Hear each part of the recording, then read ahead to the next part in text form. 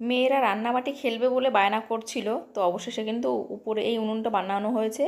আমরা একটু রান্নাবাটি খেলবো, মানে পিকনিক পিকনিক একটা ব্যাপার হবে। আমাদের এখানে কুকিং আর কি প্র্যাকটিস হচ্ছে, পিকনিক হচ্ছে। নমস্কার বন্ধুরা, আমি রীতা, আর আমার এই ছোট্ট চ্যানেলটাতে তোমাদের সবাইকে অনেক অনেক স্বাগত জানাচ্ছি।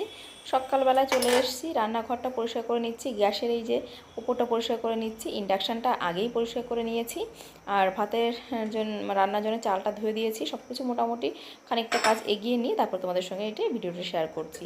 তো দেখো এই যে রান্নার এই যে এইখানটায় গ্যাসটাতে আমি যদিও কম রান্না করি, তারপরেও কিন্তু গ্যাসের ওপর কিন্তু নোংরা একটা পড়ে, একটু ধুলো ময়লা হালকা পড়ে, তো সেটাও কিন্তু পরিষ্কার করে নিতে হয়। কারণ জিনিস দেখবে যত যত্ন করা হবে না, তত জিনিসটা অনেক বেশি দিন আর কি দীর্ঘস্থায়ী হবে, বা অনেক দিন আর কি আমরা সেটাকে ব্যবহার করতে পারবো। তো সেই জন্যই প্রতিদিন কিন্তু পরিষ্কার করে নিই।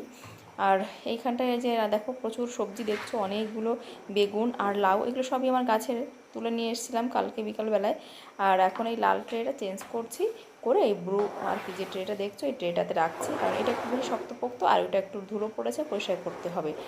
তো এই যে এগুলো গুছিয়ে রেখে তারপরে কিন্তু আমি যাব বেডরুম পরিষ্কার করতে। আর বেডরুমে কিন্তু ছোটো মেয়ে এখনও ঘুমাচ্ছে। তো টুকটাক কাজকর্ম রান্নাঘরে সমস্ত গুছিয়ে নিলাম এক এক করে। তো এখন এই যে দেখো শোয়ার ঘরে এসেছি, শোয়ার ঘরে এই যে মেয়েরা এটা ওটা নিয়ে খেলা করে। দেখো ওইখানটা কম্বল নিয়ে ওই যে বিছিয়ে কালকে খেলা করছিল রাত্রেবেলায়, তো সেইগুলো ওখানে ওরকম রয়ে গেছে, ঘর বানিয়ে খেলা করছিল দুই মেয়ে। তো সেইটাই আর কি দেখো শরীরে সব কিছু গুছিয়ে রাখলাম। আর এখন এই যে হচ্ছে ঘরটা ঝাড় দিয়ে নিচ্ছি। এখন যাব পড়াতে, আর এখন বাজে হচ্ছে ধরো ওই 6টা আর কি 15 মতো বাজে। তো আমি দেখলাম যে ঘরটা পরিষ্কার করবো, তো সঙ্গে সঙ্গে কিন্তু আলমারিটাও পরিষ্কার করে নেওয়া দরকার। দেখবে ডাস্টিংটাকে যদি তুমি ঘর ঝাড় দেওয়ার আগে করো না, তাহলে কিন্তু ধুলোটা সুন্দরভাবে পরিষ্কার করে দেয়। তো এই জন্যই ঘরটা মোছার আর কি ধোয়া ঝাড়ু মোছা করার আগে কিন্তু এই যে ডাস্টিংটা করে নিচ্ছি। তো প্রতিদিন যদি আলমারিটা একটু পরিষ্কার করে রাখা হয় না, তাহলে আলমারিটা কিন্তু একদম ঝকঝকে চকচকে থাকে।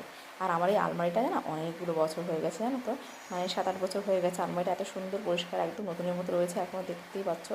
আর আমার খাট আর আলমারিটা সব কিন্তু ম্যাচিং করে কিনেছিলাম।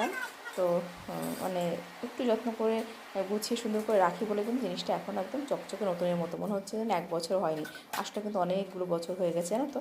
আর এটা যেহেতু প্লাইউডের আলমারি আমার এটা, তো একটু দেখতে ইউনিক বলেই কিন্তু নিয়েছিলাম, ভীষণ পছন্দ হয়েছিল আমার। আর আমাদের এখানে এই প্লাইউডের আলমারি এই ডিজাইনটা না সত্যিই নতুন ছিল গো। তো সবাই যে দেখে সেই বলে কত সুন্দর হয়েছে, তো ভালো লাগে। তো যাই হোক সকালবেলা এই যে দেখছো দুই মেয়ের জন্য 2 রকম ব্রেকফাস্ট। তো আমার মেয়েরা কিন্তু ওই 2 রকম, দুইজন সবসময় এটা করে। একজন যদি এটা খাবো বলে, তো সেইজন সেটা বলে না আমরা এটা খাবো না। তো ছোটো মেয়ে এই যে এখন খাবে গোলা রুটি দিয়ে এগরোল, আর বড়ো মেয়ে তো চিকেন আর ওই কালকে রুটিটা গরম করে দিয়েছি, ওইটা দিয়েই খাচ্ছে। তো আমি একটু চা খাবো, খেয়ে যাবো এখন পড়াতে। আর তোমার দাদা তো অলরেডি পড়াচ্ছে। বাদামটা পুড়িয়ে গেছে, ওই জন্য বাদামটা ভেজানো হয়নি। তো যাই হোক এখন এইটা করে নিয়ে তারপরে কিন্তু আমি পড়াতে যাব। সকালবেলা মেয়েদের একটু ব্রেকফাস্ট রেডি করে দিয়ে পড়াতে বসলে নিজের মনটা অনেকটা ভালো লাগে। তা নাহলে ওরা কী খাবে কী খাবে, ঘুম থেকে উঠে মনের মধ্যে একটু খচখচানি আর কি কাজ করে। তো যাই হোক দেখো এই যে মেয়ে এখন বললো যে মা এটা দিয়েই বানিয়ে দাও আমাকে পেন, তো এইভাবে বানিয়ে দিলাম ওকে। আর ও এখন খুব খুশি, এটা খাবে, আর আমি যাব তারপর রান্না করতে। পড়িয়েও এসেছি আর কি, পড়িয়ে এসে কিন্তু এই যে রান্না আমি অলরেডি করেও নিয়েছি। লাউয়ের তরকারি করেছি সকালে, আর দেখো লাউয়ের খোসা ভাজি করেছি। আর এই যে দেখো করছি কী বলো তো, এটা কচুর লতি ঘন্ট করেছিলাম, আর এইটা করেছি হচ্ছে পাঁচমিশাল একটা সবজি। তো তোমার দাদা গেছিলো একটু বাজারে, বাজার থেকে এই যে কয়েকটা জিনিসপত্র নিয়ে এলো, একটু বিস্কিট, একটু মেয়েদের জন্য ম্যাগি, আমার একটু সার্ফ ফুরিয়ে গেছিলো, ডিটারজেন্ট পাউডার, তো এই চিনেবাদামটা ফুরিয়ে গেছিলো সেটাও নিয়ে এলো। তো সেইগুলো এই যে গুছিয়ে রাখবো। আর এখন কিন্তু এই যে জামা কাপড় আমার এখনও ধোয়া হয়নি, জানো তো, জামা কাপড় ধোয়া হয়নি, থালা বাসন দুপুরের যেগুলো খেয়েছি সব কিছু কিন্তু রয়েছে, প্লাস কালকে রাত্রে বেশ কিছু বাসনপত্র সবগুলো ধুয়ে পারিনি যেগুলো, সেগুলো কিন্তু এখন আমি ধোবো। কারণ সকালে পড়ানোর তাড়ায় না অতগুলো বাসনপত্র ধুয়ে পারিনি। তো দেখো সংসারের কাজকর্ম তো এক হাতে করতে হয়, সেই জন্যই কিন্তু দেরি হয়ে গেলেও আমারই করতে হয়। আর পড়ানো যেহেতু থাকে আমার, তো ভাবছি নেক্সট ইয়ার থেকে না তোমার দাদাকে বলেছি আমি আর পড়াবো না গো, আমার সত্যি সংসারের প্রচুর আর কি পড়াতে গিয়ে না সংসার কাজকর্ম অনেকটা অগোছালো হয়ে যায়, এলোমেলো হয়ে যায়। তো ভাবি যদি ইউটিউব থেকে আমি যদি কিছু আর্নিংটা শুরু করতে পারতাম তাহলে সত্যিই পড়ানোটা বন্ধ করে দিতে পারতাম। পড়ানো বন্ধ করব, তাহলে সংসারে তো আবার তোমার দাদার উপর চাপ পড়ে যায়, সেটাও বুঝি একটা নতুন টিচার রাখতে গেলে। তো এই ভেবে ভেবে না সত্যি পড়ানোটা বন্ধ করতে পারি না গো। তোমরা যদি সত্যি আমাকে একটু সাপোর্ট করতে না, আমি সত্যি তাহলে নিজের মনের মতো করে সংসারটাকে আর কি করতে পারতাম, আমাকে আর পড়াতে হতো না কষ্ট করে, জানো তো খুব কষ্ট হয়ে যায় সত্যি বলছি গো। সকালে উঠে মেয়েদের জন্য রেডি করে দিয়ে নিজের সংসারের কাজকর্ম করা, পড়িয়ে উঠে রান্না করে খেতে খেতে না সত্যি খুব খারাপ লাগে। তোমার দাদাকে আমি কোনো দিনই মনে হয় 10টার আগে ভাত দিতে পারি না, কষ্ট হয় মনের মধ্যে, খুবই কষ্ট হয়। কিন্তু কি করবো বলো, সংসারের সমস্ত কাজকর্ম আর পড়ানো তো বন্ধ করতেও পারি না। তো যাই হোক, এখন দেখো এই দুপুরবেলায় এই যে জামাকাপড়গুলো যেগুলো ছিল সেগুলো ধুয়ে দিচ্ছি, কারণ সকালবেলা ধুতে গেলে না আমার রান্না করতে অনেকটা দেরি হয়ে যায়। তোমার দাদার না খিদে পেয়ে যায়, তো কিছু মুখে কিছু বলে না, কিন্তু বুঝি যে খিদে পেয়ে যায়। তো সেই জন্যে না দেখলাম যে এখন থেকে আমি রান্নাটা আগে করবো, মানে একটু কষ্ট হলেও বাইরের কাজগুলো না হয় পরেই করব। তো দেখো এখানে আমরা কি করছি, দেখো দুপুরবেলা মেয়েরা বায়না জুড়েছে আমরা রান্না করব রান্না করব। তো অবশেষে বললাম চল তাহলে আমরা তাহলে উপরে আজকে রান্না করেই ফেলি। এই গরমের মধ্যে না ফ্যানটা চালিয়ে নিয়েছি সাইডে, ফ্যানটা চালিয়ে দিয়ে এই যে এখন রান্না করতে বসেছি। হঠাৎ করে প্ল্যান, মেয়েরা খুব ঝামেলা করছে, বলতে রান্না করবো আমরা, আমাদের উনুন জেলে দাও, ওই জেলে দাও। তো কী আর করবো, হঠাৎ করে তাহলে বললাম চল তাহলে এই যে আলু দিয়ে এখন হচ্ছে আলুর দম, আলু কষা কষা করে রান্না হবে, আর হচ্ছে লুচি বানানো হবে। ছোটো মেয়ে অলরেডি কিন্তু ওখানে লুচি আর কি তৈরি করবে বলে ও ময়দা মাখতে শুরু করেছে। হ্যাঁ, খানিকটা জল নিয়ে হাতে নেটিয়ে মানে সারা হাতে লাগিয়ে মাখিয়ে নিয়েছে, কিন্তু শুনবে না, শুনবে না আর কি।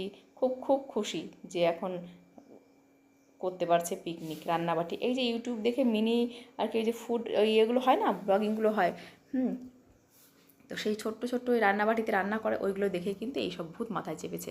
তো এখন নিজেরা উনুনে রান্না করতে চাইছে, সেটাকে অনেকটা বলে কয়ে বুঝিয়েছি যে চলো তাহলে আমরা সবাই মিলে একসঙ্গে রান্না করি। তো এই করে কিন্তু এই তোমার দাদা আগের দিন এই যে দেখো এত সুন্দর করে উনুনটা আমাকে বানিয়ে দিয়েছিল।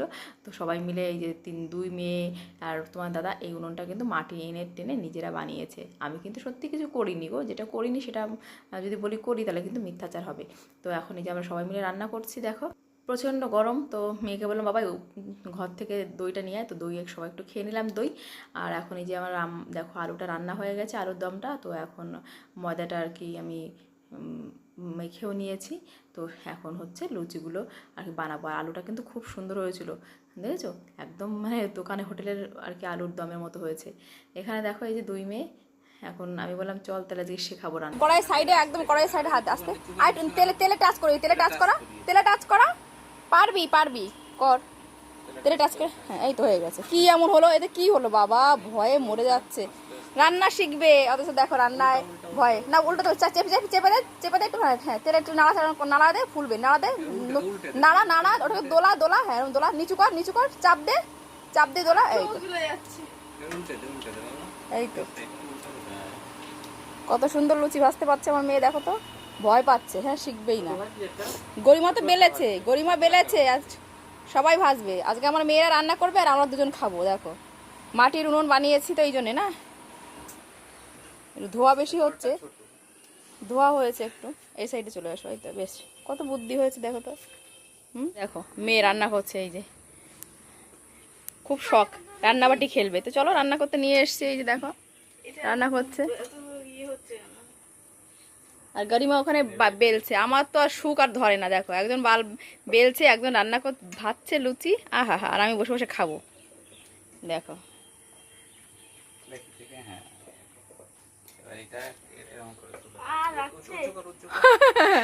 হ্যাঁ, এটা কোনো মজা না, ইটস নট এ জোক।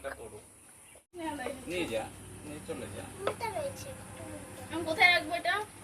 গামলায় রাখো, ওই গামলাটায় রাখো, হ্যাঁ গামলাটা নাও, গামলাটা নিয়ে চেয়ারের উপর রাখো। এই তো গরিমা কত সুন্দর বেলে ফেলেছে, দেখ শেখ বুনুর কাছ থেকে।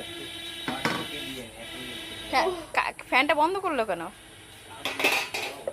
আমাদের দিকে দাও, আমি গরমে থাকা যায় নাকি ছাদে? আমাদের এখানে কুকিং আর কি প্র্যাকটিস হচ্ছে, পিকনিক হচ্ছে। দেখো আমরা এখানে কুকিং ক্লাস চালু করেছি, সামার ক্যাম্প হচ্ছে আমাদের। এই দেখো এই যে ছাদের উপরে উনুনটা নিভু হয়ে গেছে, একটু উল্টে দাও বাবা, উল্টে দাও। কাঠের মতো তুই হাত ধরে রাখলে কি করে করবো?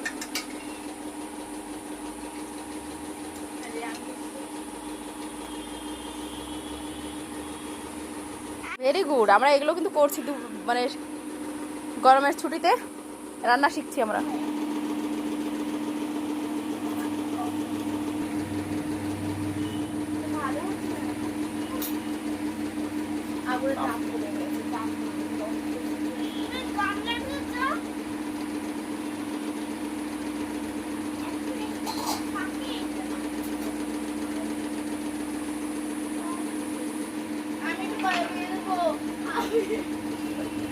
নোংরা হাতে ধরবে না।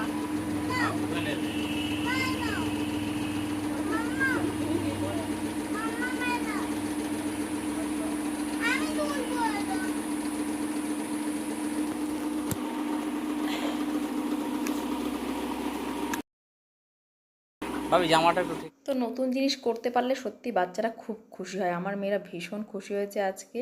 তো যাই হোক, আমাদের সন্ধ্যাবেলায় কী বলো তো, আমাদের স্ন্যাক্সটা হয়ে গেল। রাত্রে একটু সিদ্ধ ভাত করবো আজকে, আর কিচ্ছু করবো না। এই আলুর দম আর লুচি খেয়ে কিন্তু অনেক সববারই কিন্তু মোটামুটি পেটটা ভরে গেছে। আর যেহেতু দইটাও খেয়ে নিয়েছিলাম, তো দেখো কি সুন্দর আগুন জ্বলছে উনুনে। সত্যি তোমার দাদা একটা কাজের মতো কাজ করেছে। তো চলো, আজকের ব্লগটা ভালো লাগলে অবশ্যই লাইক কমেন্ট করে সাবস্ক্রাইব করে পাশে